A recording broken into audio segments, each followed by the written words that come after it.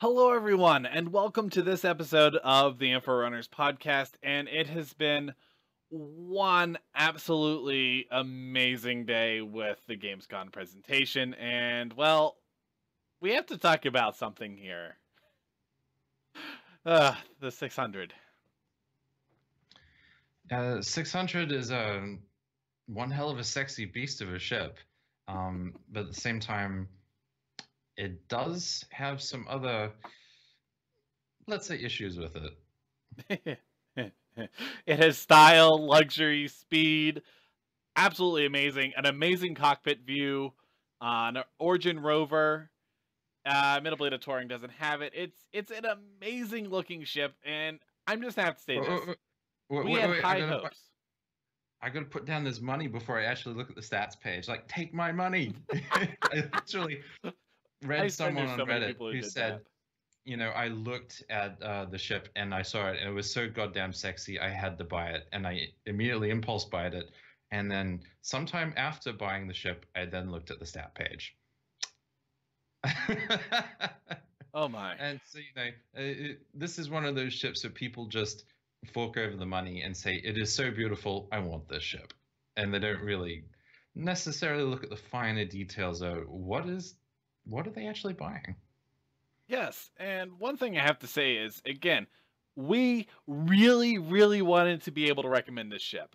We did an episode about a while back. We were so hopeful with CIG, what they were going to be able to do, all the possibilities, but no, there's so many reasons not to get this. So many reasons. It's very unfortunate that this ship has a number of things which we'll go over in this episode today. That perhaps you shouldn't be buying this ship. That perhaps you should think twice before you spend that hard-earned money, because this may be one of those ships more than ever that perhaps you should earn later in game, or Yes. perhaps you should be buying a different ship altogether. Well, that's the thing, and we're gonna break this episode down into basically three parts. We're gonna be comparing the Explorer versus the Explorer, the luxury vessel versus the luxury vessel, in the Constellation line. Being as this ship, they have stated several times, is supposed to be a competitor to the Constellation, but the Constellation pretty much beats it in every way except for pure luxury, speed, and style points. It's really unfortunate that they made this a luxury first ship, because this ship has essentially sacrificed form over function, and it really shows.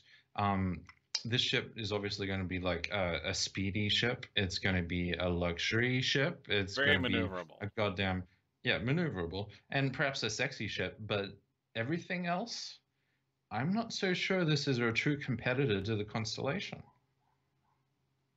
Nowhere near it. So let's take a look at the Explorer. We're talking about the Constellation Aquila to the 600i. And you might be saying, well, luxury and exploration versus pure exploration. Well, being as it's a competitor in the exploration Apples market, to apples. and that Oranges it's to apples oranges. to apples. I'm just going to outright say the 600i does have the better cockpit view, hands down. And that's something to really mention there. But if you start looking at some of the other things here, shields, and I know you shouldn't be going by the stats page, but even if looking at the stats page, supposedly the Constellation has a larger shield versus the two size 2s. Well, I think the Constellation is going to be one of those more rugged ships, and the better shielding but less maneuverable, and that's going to be the upside to the 600i. It's going to be faster, more maneuverable, but probably won't be taking as many hits, and its shield won't be lasting quite as long. And then you got the horrible trope, because this is the deal.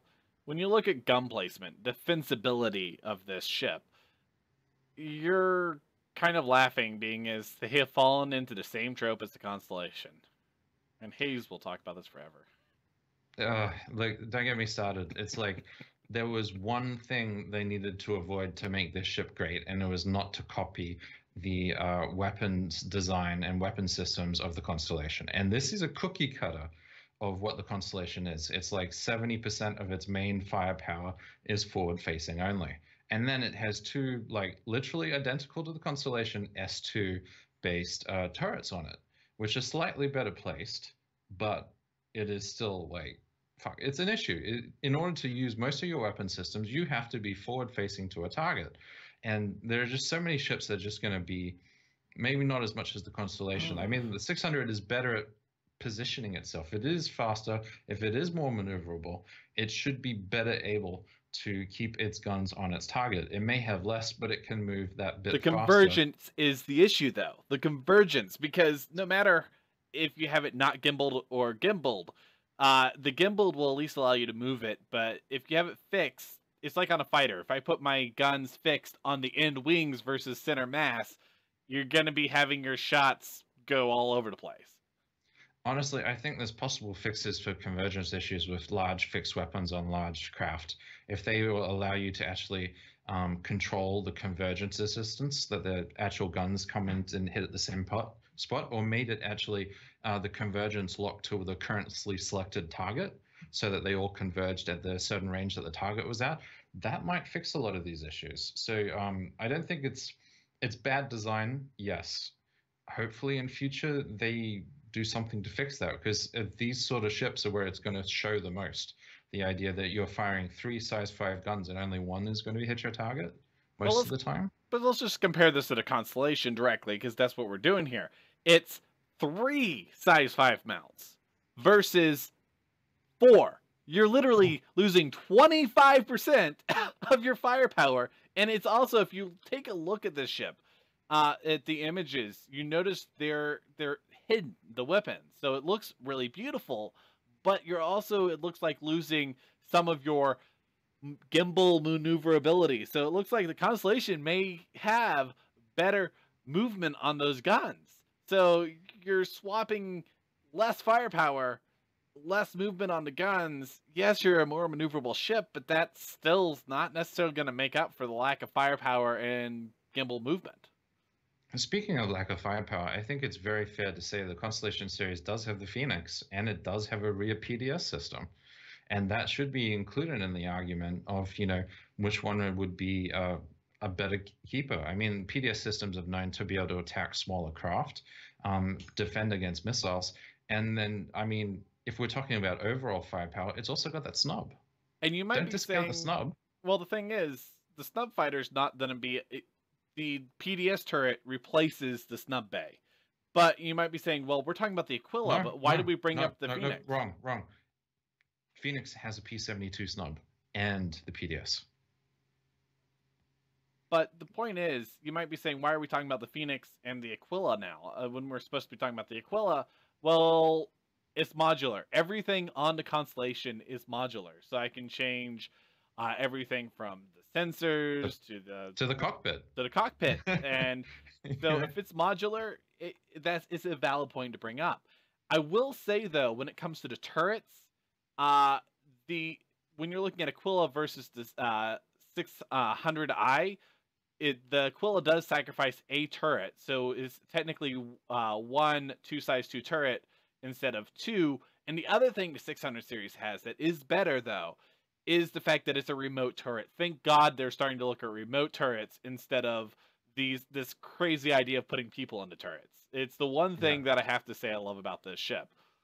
Outside of they need to do this more often, more than just this luxury. We have remote turrets because we don't put people in turrets.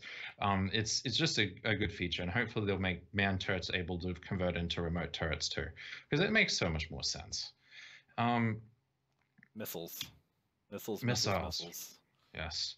Well, the thing is, Constellation has more missiles, while the 600i has bigger missiles, but a much more limited variety of them. I mean, if you can fire like 2 size 2 and a size 1, or 2 size 1s and a size 2 every time the other guy fires the size 3, it sort of makes up for it. It's like they are putting off your eggs very in one basket. I think they're equivalent in missile systems, but I think the Connie, because of the internal reloadable missile bays, is more likely to have, a shit ton more missiles than what the 600 can carry. Yeah, hands down. It's just like, it's the missile boat. And that's the other thing, is we touched on modules earlier. The modules that the Aquila can be able to move around and fit on, and maybe some of the other constellations, if you had a Taurus and fit the Aquila modules on, that in itself is a really solid selling point. That when you're looking at exploration. And again, this is luxury. I understand the Explorer model is luxury, but if No, you're looking at functionality, the Phoenix is luxury. The Phoenix has long-range exploration sensors, some of the best it comes with. And then you could easily take out one of the turrets and put the Aquila thing in there. It's like it sacrifices nothing, and it has all its luxury, and it still keeps its rover. It still has some cargo and even a smuggling bay. It has a snub. It's like it has everything the 600i has without having to sacrifice between two different variants. and that's you the know, I thing. think it's SBC. The You know, luxury model has to swap out the rover. It's like you could have the best of both worlds with the Phoenix, and swapping between different variant modules and what the rest, and that's something the 600 just doesn't have. Well, the 600 series, this is the deal. Let's just take a look at the luxury. So luxury versus luxury. Your Phoenix versus the 600. It has PDS turret. It has the rover, as you said. It actually has a hot tub. I know, hot tub. I have to say that. But the thing is, it has all that space and extras without sacrificing Sucking out luxury. Functionality. Yeah. It's got the luxury and the functionality. And it just plus is the size snub. 1 to size 2. Yeah, it's like it's a hard sell. The 600s as a pure luxury, or even the exploration one, it seems like it sacrifices a little too much, but doesn't gain very much back, other than luxury and speed. Yeah. And I'm going to say speed could be amazing, but this thing would have to be really, really, really fast to be able to justify it. Well, this brings in a good question. Where does this land with regards to a fleet lineup? Like, sure, it doesn't compete with the Constellation. Then where does it fit? I mean, you could possibly use it for a scout for SWAX. I mean, Quite possibly. it's fast. It's fast, and it's well it's armed. got the sensors. It's got the second positions for the SWAX space operations. It could possibly a good SWAX space operation for a larger fleet. You could possibly use this as a troop transport. I mean, don't laugh, but it's got the rover. It can fit a fair few passengers. You can fit a whole squad in the rover. If you wanted to get in and out really fast, this could be a possible ship to drop down. Retaliators modules make down. that just better, because you can put everything from, let's just say, Noxes and Dragonflies to the huge amount of weapons and restocking to your Cutlass, which is really nice. I mean, I don't see how this is going to beat any other dropship out there in the ability as a troop transport, even with the rover. Yeah, fancy Phoenix would pants beat it. dropship, luxury dropship. I suppose the other thing is, if it is really the fastest ship of its type, it could be used for racing. As a professional, like, people race ships of this class. It could be interesting. Or if you had to beat someone to a location first, or maybe professional league type stuff, that might be a thing. I wonder, is there different speeds of quantum? Because if there isn't different speeds of quantum, who cares if you can beat someone there first if you can't out quantum them? But so price. That's the problem. That's the biggest problem I have. This is I think this is a good ship, but not for this price. Nowhere near. This is the price of a $350 ship. This gets you your Banu Merchantman, your Carrick, your Reclaimer. I think this is one of those ships, more than ever, you really want to earn this in game. When the price is not so inflated and out of whack. Well, the thing is, I can get a Carrick, the top of the line exploration vessel, for the same price. And when you look at what it has your rover, med bays, cargo, really good turret placement, a armored cockpit, snub fighter for mapping jump points. Big thing there, mapping jump points. Huge fuel base. There's no way this ship can compete if it's going to be the same price with the Carrick. And even if the Carrick goes up, it's competing with the Aquila. And the Aquila, we've already mentioned, or the Phoenix outright beats this ship. Yeah, I think this is a victim of CIG's tendency to increase the price on all their newer ships. Because at the end of the day, if you already have a Banu or a Carrick, this is not worth CCUing your Carrick over or your Banu Merchantman. You need to have like this. This is the sort of ship you'd want for a one night stand. You'd say, it's good. I want to spend the night with it, but I don't want any of these strings attached. And I want to go back to my wife, like my Carrick or my Banu or my Reclaimer, and that's my woman I love. So like if you already have one of those big ships and you just want something fancy to cruise around for those one night stands, yeah, this might be your ship, Well, I also have to say, as we've said before, what does luxury actually give you tangibly?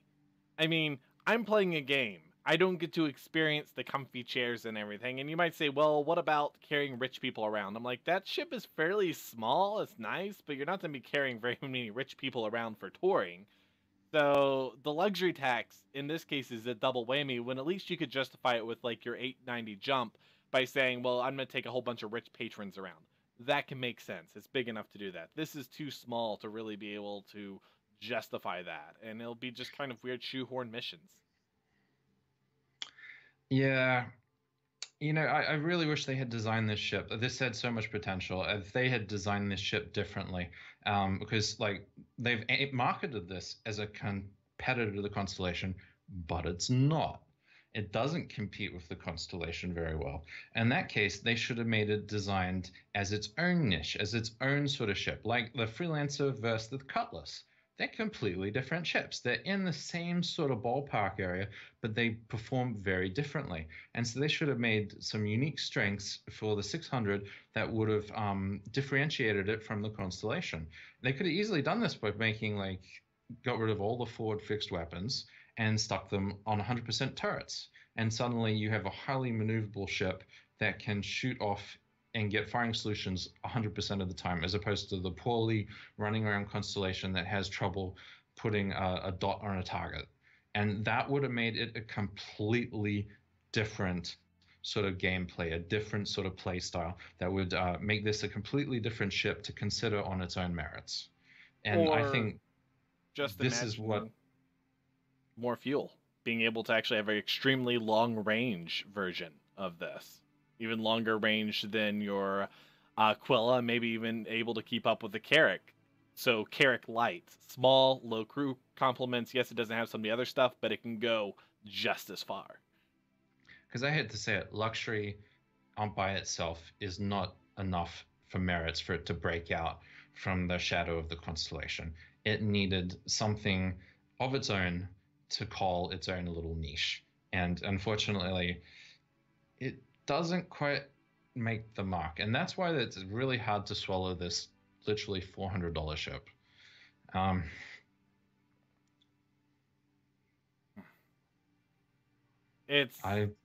it on your own.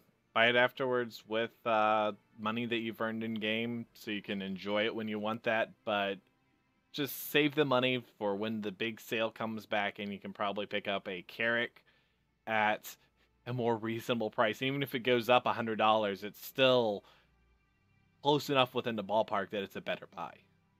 This next CitizenCon will be one of the most interesting, with the Reclaimer close on the heels of full flight release.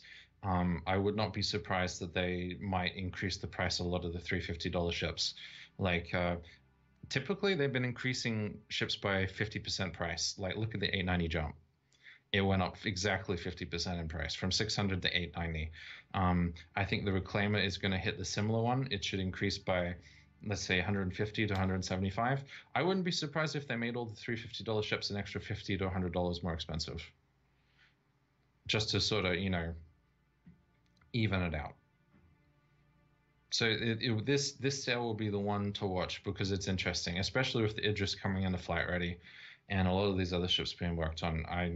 This is going to be one of the most interesting years for the large ship sales. Look forward to it. And guys, for those of you who did not get a chance to see the Gamescon event live, I highly recommend that you go and watch that. Everything from Idris on Idris action to some really awesome things with the new facial movements and everything that your characters will have. Definitely worth checking out. And they're doing a great 3.0 job. is more advanced than we ever imagined. It is extremely polished, if not incredibly buggy. Extremely also, buggy. yeah. And by the way, some of the most juicy information is from the interview the day before from Aaron Roberts. So don't watch the transcripts. Honestly, watch his interview. It's a good idea of things to come. Well, and for those of you who are really impatient and want to buy this, I just want to point out, by the time this comes out, you may be able to buy it in game, even if it's still in the point where it gets wiped and then you have to buy it again in game. They mentioned that in the next couple 3 patches, you're going to start being able to buy ships. So, well, this ship is still a good ship. I like the ship overall. It's just when you start comparing it to other ships, you start thinking, hey, wait a sec.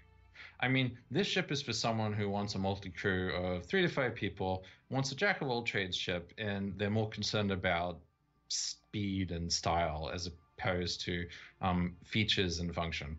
And, for a lot of people, that might be what they're looking for. So guys, what do you think? Are we right? Are we wrong? Did you buy it? I know some of you bought the Origin pack because obviously 890 jump, but... Oh god, yeah, I know a few people who bought the 890 jump. They melted a whole fleet and reconstructed it around that 890 jump. Yeah, broken promises. I don't think there's even a limit on this. So, yeah, I think it made a lot of people happy. So I think that's actually a good thing. It's not that bad. All right. As always, please remember to like and subscribe and put your comments down below. And we'll catch you around. See you around.